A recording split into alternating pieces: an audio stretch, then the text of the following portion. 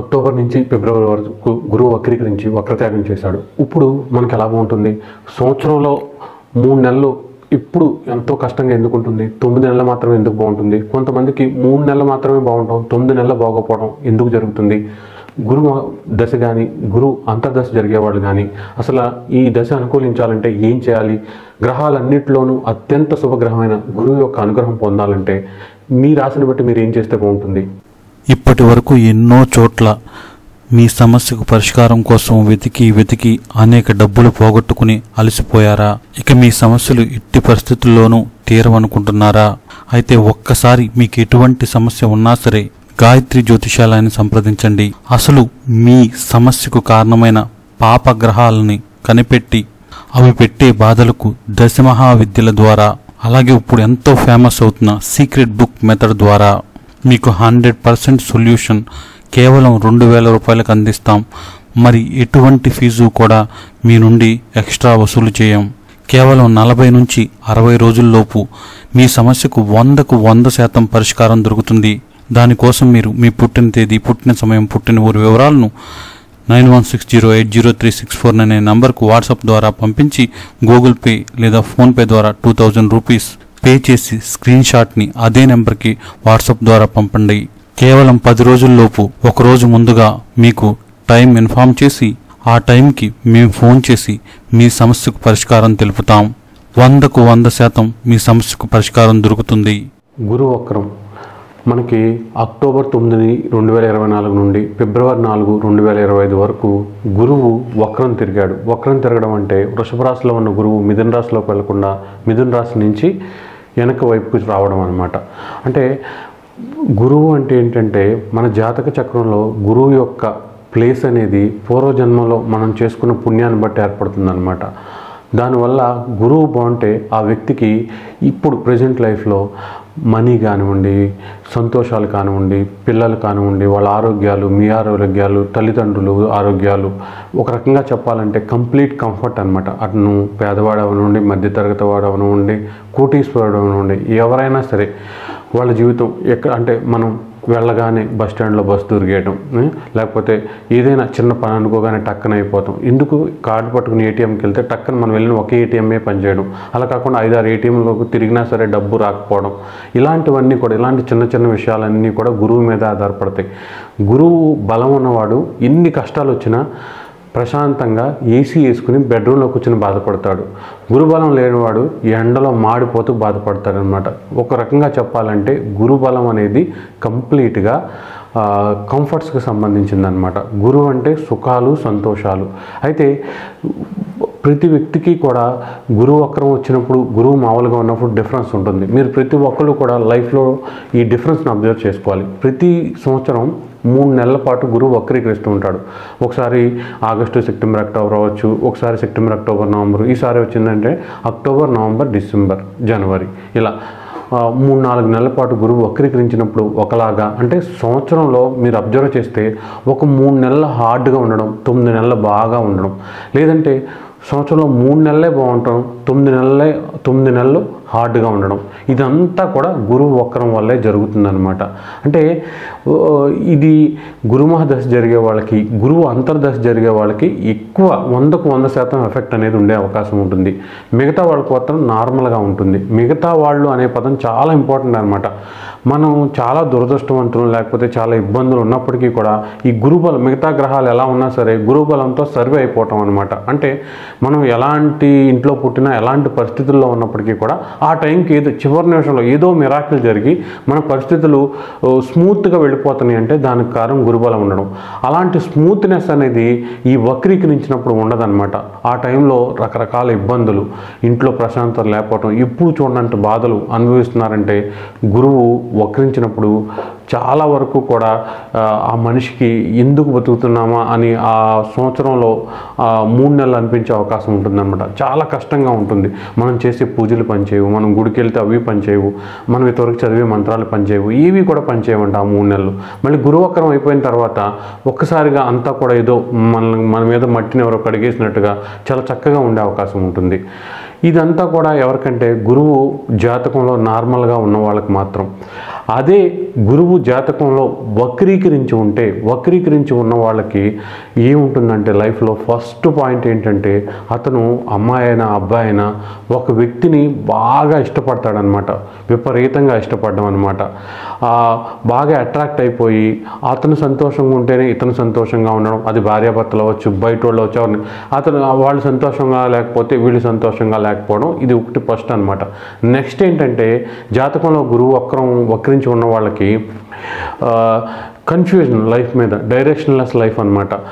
మనం ఎంత బాగా ఆలోచించినా ఎవడో మన డైరెక్షన్ మార్చేస్తూ ఉంటాడు. మళ్ళీ పాపం ఆ డైరెక్షన్ పట్టుకుని ఈ వ్యక్తి వెళ్ళినప్పటికీ కూడా అది సరిగ్గా అవ్వకపోతే ఎవడైతే మీ డైరెక్షన్ మార్చాడో వాడే మిమ్మల్ని బ్లేమ్ చేసే అవకాశం ఉంటుంది. గురువక్రం ఉన్న వాళ్ళకి జీవితంలో 100% కష్టపడితేనే ఏదో 60-70% పాజిటివ్ ఫలితాలు వచ్చే అవకాశం ఉంటుంది. వీళ్ళు 60% కష్టపడితే ఓన్లీ 30% ఫలితాలు వచ్చే అవకాశం ఉంటుంది. ఖచ్చితంగా ప్రతి ఒక్కరు కూడా జాతక చక్రంలో గురువు వక్రించి ఉన్నాడో లేదో చూసుకోవాలన్నమాట. వక్రించి ఉంటే మాత్రం వాళ్ళు ఏ పనైనా సరే ఒక్కసారి కాదు 10 సార్లు చేస్తేనే ఆ పని అయ్యే అవకాశం ఉంటుంది.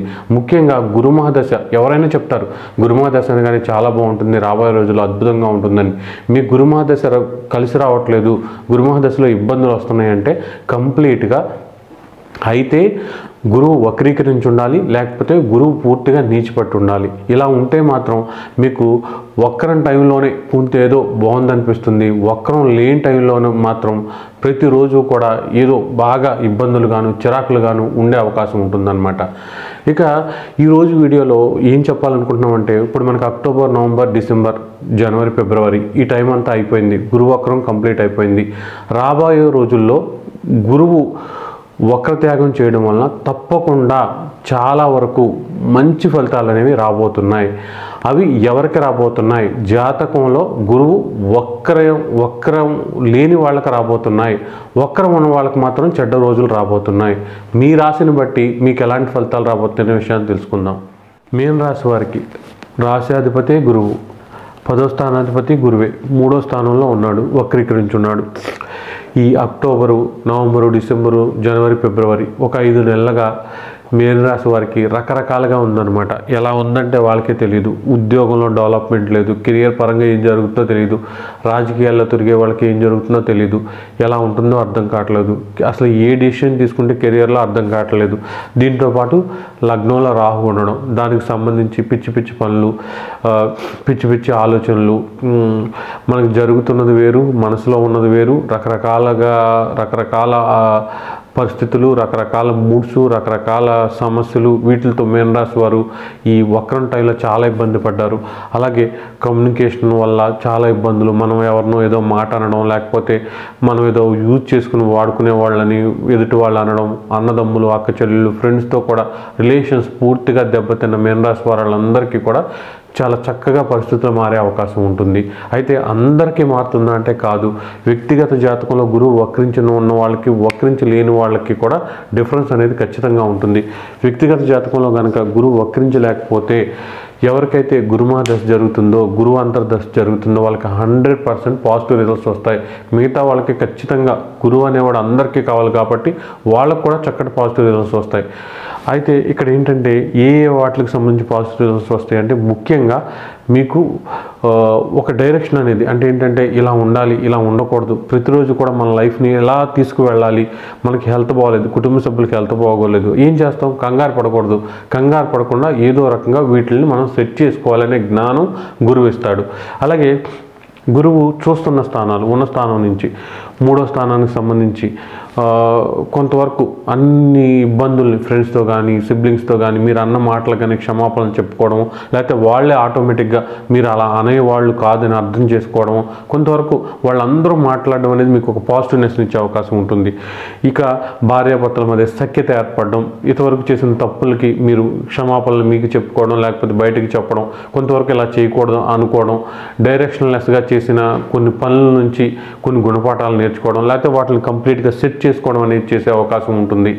తప్పకుండా భాగ్యస్థానానికి లక్ అనేది అన్ని మ్యాటర్స్లోనూ లక్ అనేది పెరిగే అవకాశం ఉంటుంది. ప్రతిరోజు కూడా కొంతవరకు హ్యాపీనెస్ అనేది కనిపించే అవకాశం ఉంటుంది. గెయిన్స్ అనేవి చేసే ప్రతి పనిలోనూ కూడా లాభం అనేది కూడా స్పష్టంగా కనిపించే అవకాశం ఉంటుంది.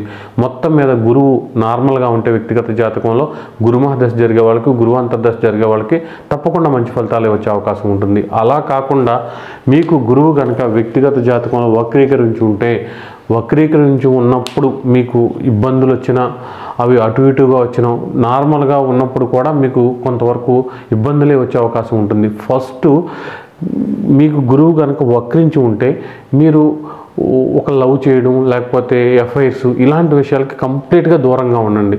మీకు సుఖం ఉండదు, మీరు లవ్ చేసిన వాళ్ళకి సుఖం ఉండదు. మీన రాశి వాళ్ళు ప్రత్యేకించి సప్తమంలో కేతు ఉన్నప్పుడు అవన్నీ కూడా అసలు మీకు యూజ్లెస్ థింగ్స్ అనమాట. వాటి వల్ల మీకు పావల ఉపయోగం ఉండదు. కాబట్టి కంప్లీట్గా ఎఫ్ఐఆర్స్, రిలేషన్స్ వీటికి దూరంగా ఉండాల్సిందే.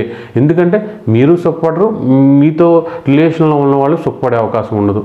మీకు అవన్నీ ప్రస్తుతానికి చాలా చాలా అనవసరం. గుర్తుపెట్టుకోండి, ఒక 18 నెలల పాటు అనవసరం. అలాగే ముందు మైండ్ని స్టడీ చేసుకోండి. ఒక నిర్ణయం పేపర్ మీద రాసుకోండి. నేను ఇలా ఇప్పుడు నాకు మంచి రోజులు వచ్చినాయి, కానీ మీరే చేతులారా చెడగొట్టుకుంటారు.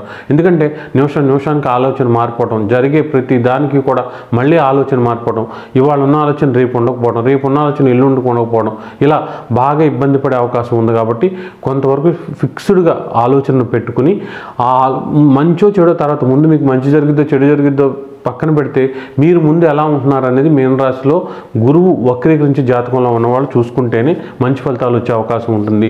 అప్పుడే లక్ అనేది కొంతవరకు బాగా కష్టపడి ఆ పనులను చేసుకోవడం. నా కర్మింతే అనుకుంటారు, ఏమనుకుంటారు, కొంచెం 100% కష్టపడాలి. ప్రతి దాని మీద కూడా 100% కష్టపడితే వక్రీకరించిన వాళ్ళకి వ్యక్తిగత జాతకంలో 70% ఫలితాలే వస్తాయి.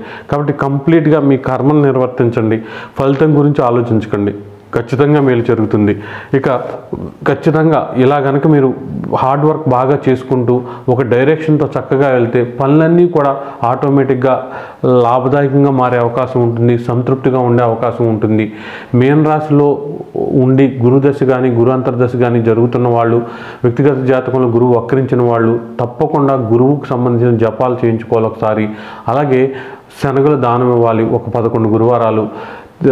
దత్తాత్రేయ యొక్క ధ్యాన శ్లోకాన్ని గురువారం పొద్దున 1 గంట, సాయంత్రం 1 గంట, లేదంటే నవగ్రహాల గురు ధ్యాన శ్లోకాన్ని పొద్దున 1 గంట, సాయంత్రం 1 గంట ఖచ్చితంగా చేయాలి. అప్పుడే మంచి ఫలితాలు వచ్చే అవకాశం ఉంటుంది.